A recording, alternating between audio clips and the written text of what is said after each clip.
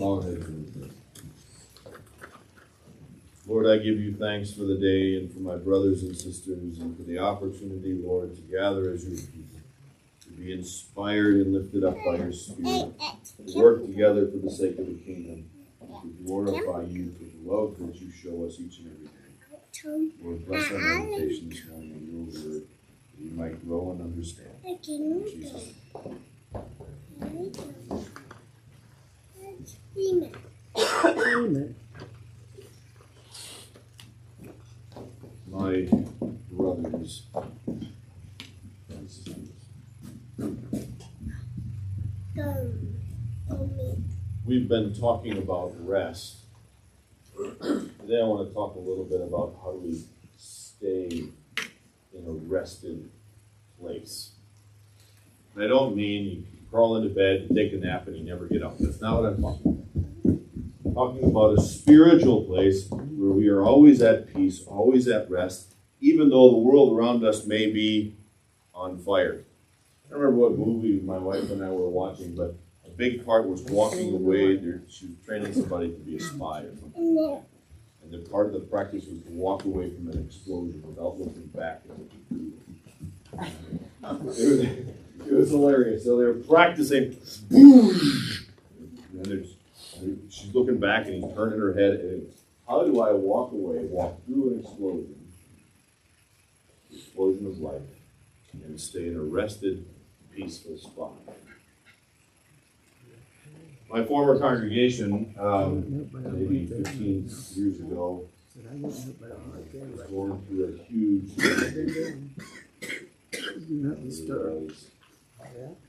people who had been at that church, cult workers who had been at that church for decades, they felt that it was time for them to move on to another ministry, and I was the one who was going to stay behind and trying to keep everything organized. And all of you are giggling to yourselves. You know that's bad. Yeah, anyway.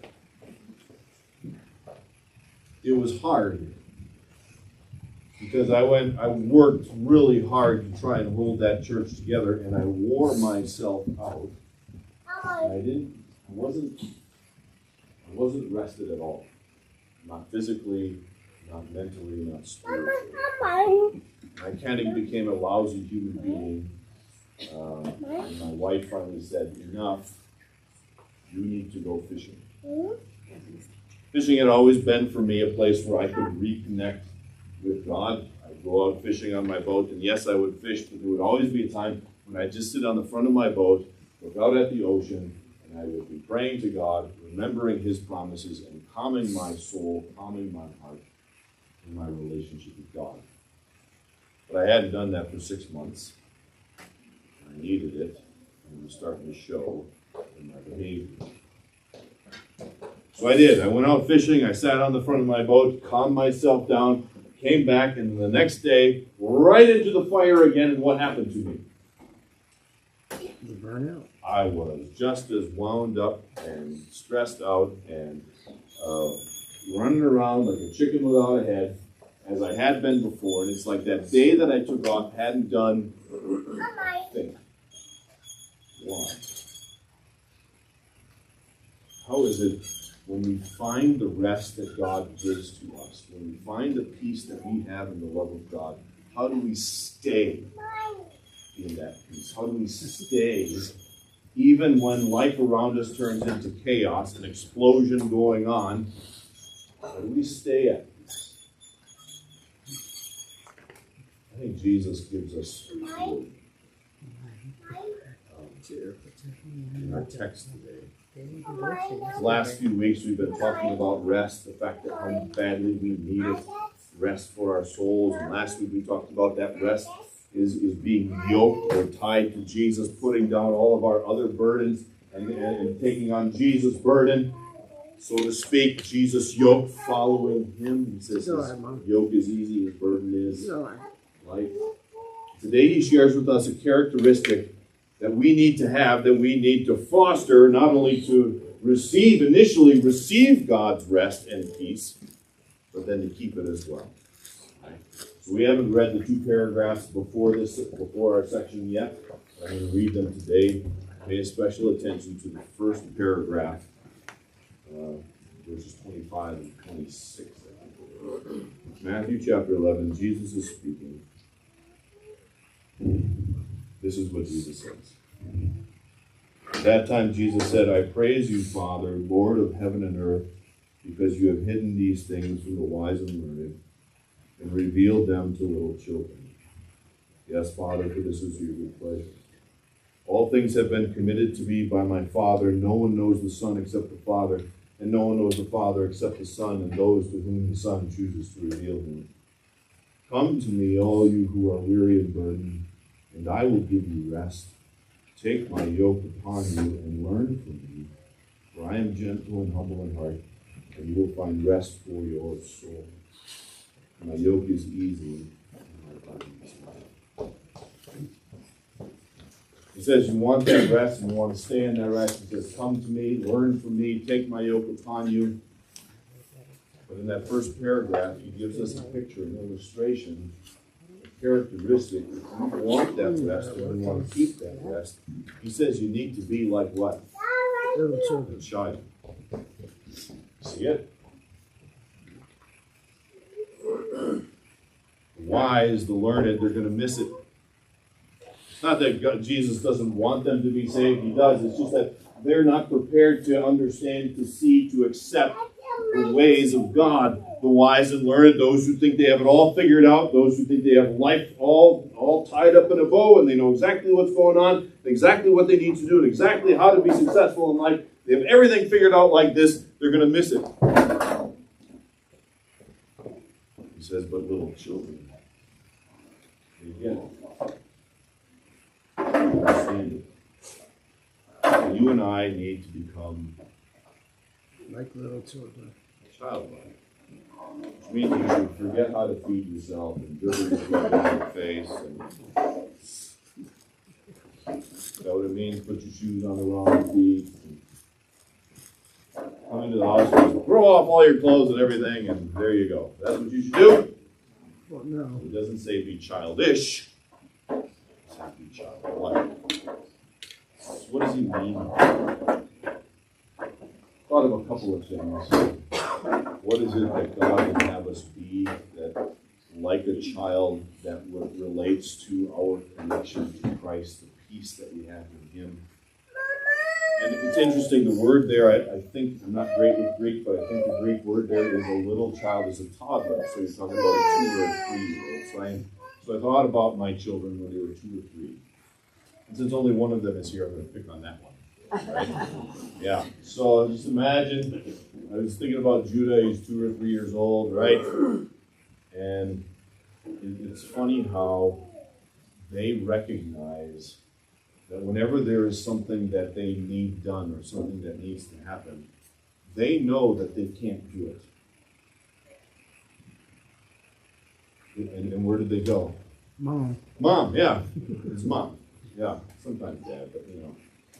That's hit or miss. That's not it. But mom, yeah, I need food. I'm hungry. I know that I need help getting food because I can't even open the refrigerator. And once I open it, I don't know what I'm supposed to do. But guess who does? Mom does. And so where do I go? Mom. I can't. I want to go outside, but I can't even figure out how to open the door. So who do I need? Mom. Sometimes we go to mom. They will go to mom even when they're not even sure what's wrong. Something's wrong, but they're tired. You ever see this? They're overly tired. They have no idea what's wrong. Something's wrong. And where do they go? Mom, I don't know what's wrong, Mom, but I need help. I can't do it without Mom. I think that aspect of the toddler is important for you and me if we're going to stay in God's rest. We like to think of ourselves as, I need help, but just a little bit. I need God, just give me a push, or just move that one thing out of the way, or just strengthen me for today. I got the rest of it. It's not really true. without Christ spiritually, we can't fix ourselves. We can't find our way through this life. My spiritual debt is so great that there's no way that I can pay it off. As hard as I try, I cannot be right with God on my own. I need God not just a little bit, but entirely. Without him, I don't just need his help, I am helpless. I might be able to get through the day, and I might be able to not starve to death, and I might be able to hold this together or that together, but that's not what we're talking about. We are talking about peace, rest, eternity. None of those things can we achieve on our own. We are spiritual toddlers. We need help absolutely, completely. And it isn't just that God helps me through the tough day that I'm having today. It's more like the little dog that I saw hiking this last summer. No dogs were hurt in the telling of this story. So I'm going to start with that caveat here. We were hiking in Evergreen, and in front of us was this little, I don't know if it was a dachshund or not. It was dark and short legs. I don't remember exactly, but tiny little legs. It was going along fine, running around, sniffing everything, right? You're having a great time. And it had on one of those, chest harness things. You know what I'm talking about, right? And the dog is running along, and it gets to this creek running across the path. And it wasn't a very big creek. It was maybe, 12 inches wide. But this dog didn't know what to do. So it's running up and down the bank of this river, trying to figure out how to get across. It's whining because it needs to go, and it can't figure out how to get across. And the lady who had it just steps over, picks up the dog by the thing, and lifts it across to the other side. Right? I don't know if you're supposed to do that. I don't yell at me. It was hilarious because the whole time that the dog is in the air, what are its legs doing? It was hilarious. That's God with us. Throughout the Old Testament, when God talks about the people of Israel and the difficult times that they had and the challenges that they had in their life, he doesn't talk about the fact that he just gave them a nudge and they did the rest of it. He says, I carried you. And without me, you would have gotten anywhere. Right? I carried you. You think about a toddler, right? You don't have to go on a hike for a toddler to get tired and need you to carry them. They get tired walking in from the Walmart parking lot, and they need you to carry them.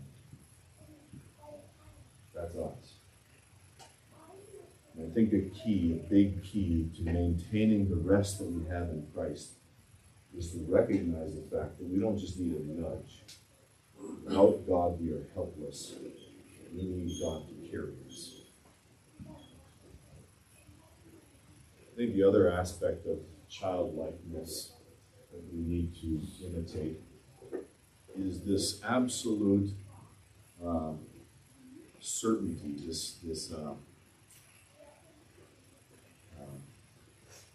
they know without a shadow of a doubt that mom loves them. I remember my wife would be yelling at one of those little kids because they had done something and they know more than what they let on, don't they? They know exactly what they're doing. They're standing, she's yelling at this little kid and telling this little kid, you should have done. And the little kid starts crying. And what do? Huggle. They go hug mom. Mom's the one they know that they've been a little snot. They know that they've been causing this trouble. And they know that mom's the one who's mad at them and yelling at them. And the place that they go is mom, because they know that mom loves even when they're being a snot. But the only one who's truly going to love them through this, in spite of their snottiness, mom. So it is. So it is with the Almighty God. Sometimes you and I are snots. Yep. Sometimes we get ourselves into trouble. ourselves all wound up and start to think of ourselves more highly than we ought. And for you and me to recognize that through it all, God will love us in spite of all. Right about that. Go to Him. Run to Him. Remember that no matter how bad my week has been, or how terrible the situation is, there is this God of almighty power and almighty wisdom who somehow is weak in the face of my struggles and loves me thoroughly and completely. I think that's where I had gone wrong at my former church. You get back to the office and you get back to church, and suddenly, who is the one that needs to fix all the problems? Me. Who is the one that has all this work that they have to do? Me. Who is the one that has to make sure that everything is going right? Me. And I never stopped and said, I'm going into church today and I got all this stuff going on and there's a lot on my plate right now. I had better stop and what?